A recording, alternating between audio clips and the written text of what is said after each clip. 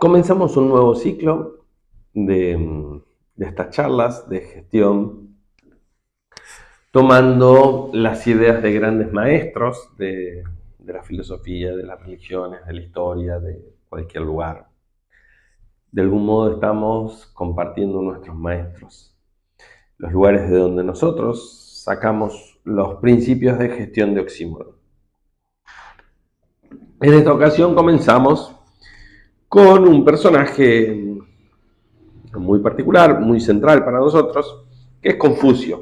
Confucio fue un filósofo, un pensador de origen chino. Confucio marcó en muchos sentidos la cultura china, la cultura política china, grandes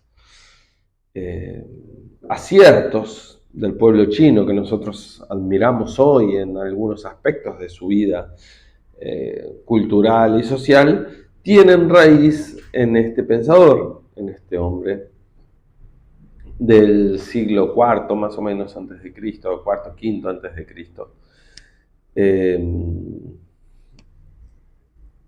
Un pensador de muchísimo interés. Quizás la particularidad que tiene Confucio, a diferencia de otros que hemos tratado como Buda, luego trataremos a Jesús o a Krishna o a algunos más de contenido quizás religioso, Confucio es de los más prácticos que podemos encontrar. De hecho, Confucio era un hombre dedicado a la gestión y el origen de su filosofía era la gestión. Contra lo que nosotros solemos pensar de este tipo de sabios, que nos imaginamos un viejito chiquito y demás, Confucio era todo lo contrario, era un hombre atlético, deportista, un gran viajante, o sea, viajaba en esa época, requería un esfuerzo físico encomiable. Y además fue una persona encargada en su momento de ciertos emprendimientos y el manejo de silos agrarios de lo que serían empresas de la época, lo que hoy llamaríamos empresarios, ¿no? De esa época, grandes productores. Y además, de algún modo vendía la gestión o pretendió vender la gestión a funcionarios públicos. Él tenía como un sistema parecido a lo que intentamos hacer nosotros con la gestión de las empresas, de gestión política. No tuvo tanto éxito en su vida personal, es decir, tuvo mucho renombre mientras vivió, pero no tuvo éxito en el sentido de que nadie compró de algún modo su sistema. Es curioso porque, como pasa con muchos de estos grandes pensadores, que en la época los que conviven con ellos no supieron ver la riqueza de sus enseñanzas. Sin embargo, China durante más de 2000 y pico de años, 2500 años, mantuvo las enseñanzas de este señor en muchísimas cuestiones que tienen que ver con la gestión, la política, los cargos públicos, etc. De él, como hacemos con todos, vamos a extraer 6 ideas de las cuales nosotros extraemos para la gestión y para la vida en particular, pero ideas que nos marcan en el rumbo en la gestión. La primera idea, la idea de esta clase es una idea central en el pensamiento de Confucio. Los ritos, la importancia de los ritos. Confucio, muy oriente en general, se centra en la importancia de respetar los ritos, de que cada cosa tenga en su manera de hacer un rito, una manera de hacer las cosas que se repite y transmita una cantidad de cuestiones. Entonces, nosotros en nuestra sociedad hemos perdido bastante la dimensión del rito.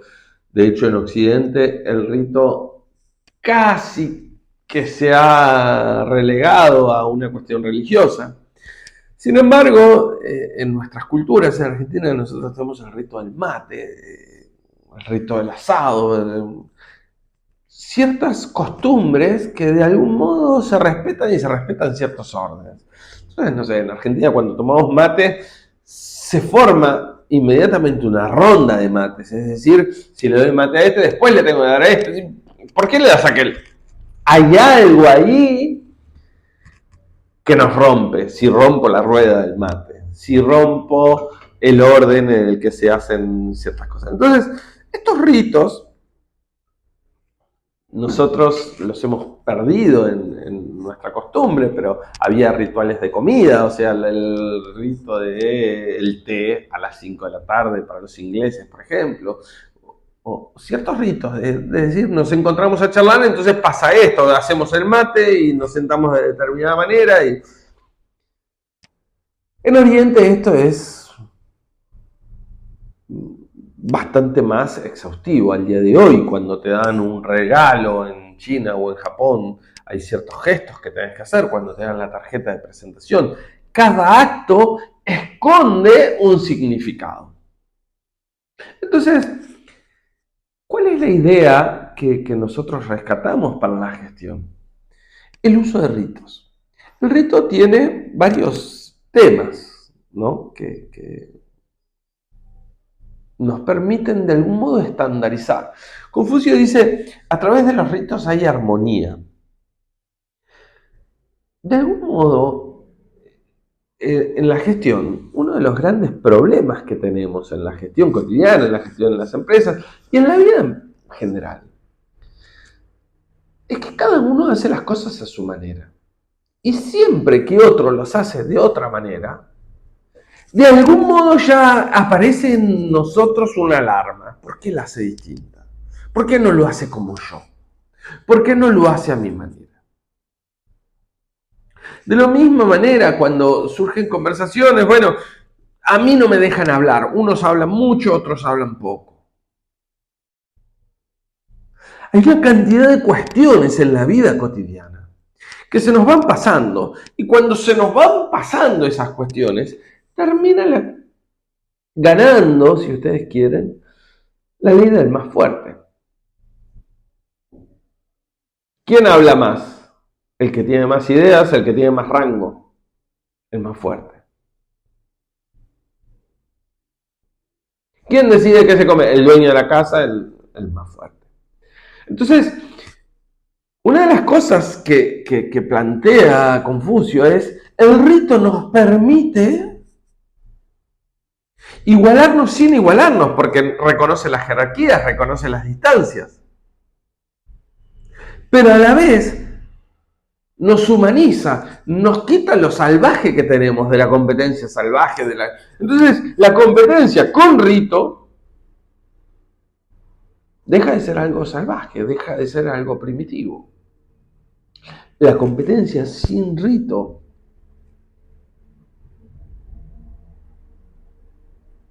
se puede convertir en algo agresivo. Confucio dice en este sentido, el respeto sin ritos cansa. La cautela sin ritos es timidez. La valentía sin ritos es perturbación. Lo que va mostrando es cómo en cada cosa que nosotros hacemos,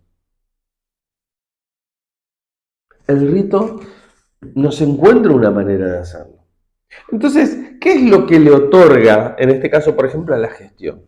Primero, la estandarización. Nosotros hacemos las cosas de determinada manera. Nosotros en gestión, por ejemplo, una de las cosas que intentamos siempre procedimentar es cómo se empieza a trabajar, cómo cada puesto de trabajo empieza a trabajar, cómo se disponen las cosas para empezar a trabajar. La otra vez trabajamos en una carnicería. Bueno, ¿cuándo es el momento de afilar los cuchillos? ¿Cuál es la disposición? En producción, ¿cuál es la disposición para el momento para armar el orden y la disposición de las herramientas con las que voy a trabajar? Porque cuando empiezo a trabajar sin haber organizado, siempre me falta esto, vuelvo y no arranco más. Entonces, establecer ritos, estandarizar. Empezamos a trabajar siempre de esta manera. Dejamos de trabajar siempre de esta manera. Y siempre de la misma manera. A la vez el rito nos permite establecer un lenguaje, una comunicación. Todos saben que en este momento estoy haciendo tal cosa, si siempre lo hago de la misma manera, si dispongo las cosas de la misma manera. El rito nos va sirviendo como una herramienta de comunicación. Transmito a los demás qué estoy haciendo, incluso la importancia de ciertas cosas. En el rito, en lo sagrado, en lo religioso, el rito ponía de manifiesto la distancia, por ejemplo, entre Dios y el ser humano, el sacerdote, el laico, distancias. El rito nos permite entender distancias, respetos entre jerarquías, pero a la vez el rito une. Todos hacemos las cosas de la misma manera. Ya no es tu criterio, mi criterio. En Argentina, en cualquier lugar donde vayas a tomar mate, siempre se hace una ronda y la ronda se respeta. Nos une, nos encuentra. Establecer ritos, establecer maneras de hacer las cosas, nos genera una armonía en el equipo de trabajo.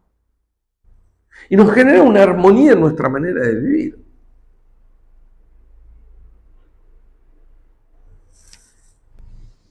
Si uno respeta los ritos, tiene base en la vida, dice Confucio. Se asienta en un lugar. Los ritos nos permiten asentarnos, nos permiten ser desde un lugar dado. Claramente que también no se trata de convertir los ritos en una cosa que sí o sí hay que cumplirlo. Pasa con todas las reglas y con todas las leyes. Tenemos obsesivos de las reglas, obsesivos de las leyes. No se trata de eso. Confucio dice, los ritos, cuando no son flexibles, se vuelven demasiado rígidos, y cuando se vuelven demasiado rígidos, se distorsiona por completo su función. Los ritos son para las personas, no las personas para los ritos. Pero podemos encontrar ciertas maneras de hacer las cosas. Un rito de comienzo al momento de empezar a trabajar, un rito de finalización al momento de terminar nuestro trabajo. Rito de entrada cuando entra una persona nueva, ¿qué se hace con esa persona? Rito de despedida, siempre que alguien se vaya de la empresa porque la despiden, siempre se opera de la misma manera. Buscar ritos que nos permiten no solo la estandarización de procesos, que es algo que trabajamos mucho en la profesionalización, sino darle una comunicación a esa estandarización.